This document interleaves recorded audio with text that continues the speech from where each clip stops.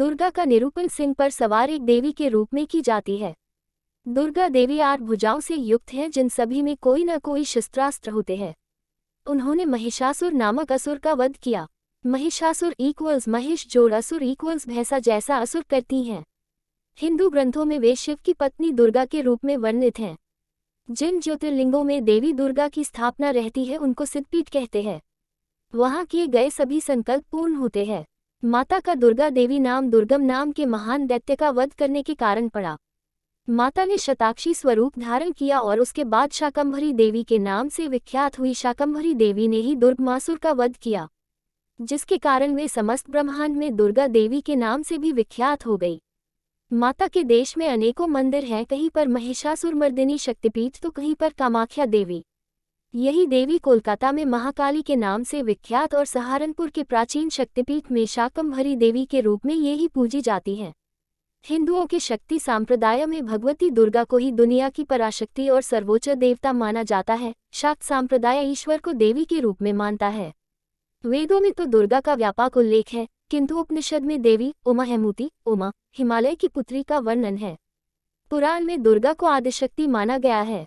दुर्गा असल में शिव की पत्नी आदिशक्ति का एक रूप है। शिव की उस पराशक्ति को प्रधान प्रकृति गुणवती माया बुद्धितत्व की जननी तथा विकाररहित बताया गया है। एकांत की केंद्रित होने पर भी वह माया शक्ति संयोगवश अनेक हो जाती है। उस आदि शक्ति देवी ने ही सावित्री ब्रह्मा जी की पहली पत्नी लक्ष्मी और मुख्य रूप से पार्वती सती के रूप में जन्म लिया और उसने ब्रह्मा विष्णु और महेश से विवाह किया था। 3 रूप होकर भी दुर्गा आदि शक्ति एक ही है। देवी दुर्गा के स्वयं कई रूप हैं। सावित्री लक्ष्मी और पार्वती से अलग मुख्य रूप उनका गौरी है, अर्थात शांतमय सुंदर और गोरा रूप। उनका सबसे भयानक रूप काली है, अर्थात काला रूप। विभिन्न रूपों में दुर्गा भारत और नेपाल के कई मंदिरों और तीर्थ स्थानों में पूजी जाती है। भगवती दुर्गा की सवारी शेर है।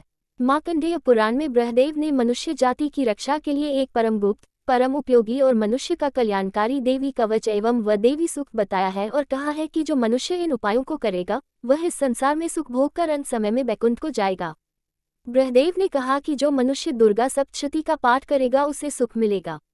भगवत पुराण के अनुसार मां जगदम्बा का अवतरण श्रेष्ठ पुरुषों की रक्षा के लिए हुआ है, जबकि श्रीमद् देवी भागवत के अनुसार वेदों और पुराणों की रक्षा के और दुष्टों के दलन के लिए मां जगदम्बा का अवतरण हुआ है। इसी तरह से ऋग्वेद के अनुसार मां दुर्गा ही आदि शक्ति है। उन्हीं से सारे विश्व का संचालन होता है और उनके अलावा और कोई अविनाशी नहीं है। इसीलिए नवरात्रि के दौरान नव दुर्गा के 9 रूपों का ध्यान उपासना व आराधना की जाती है तथा नवरात्रि के प्रत्येक दिन मां दुर्गा के एक एक शक्ति रूप का पूजन किया जाता है।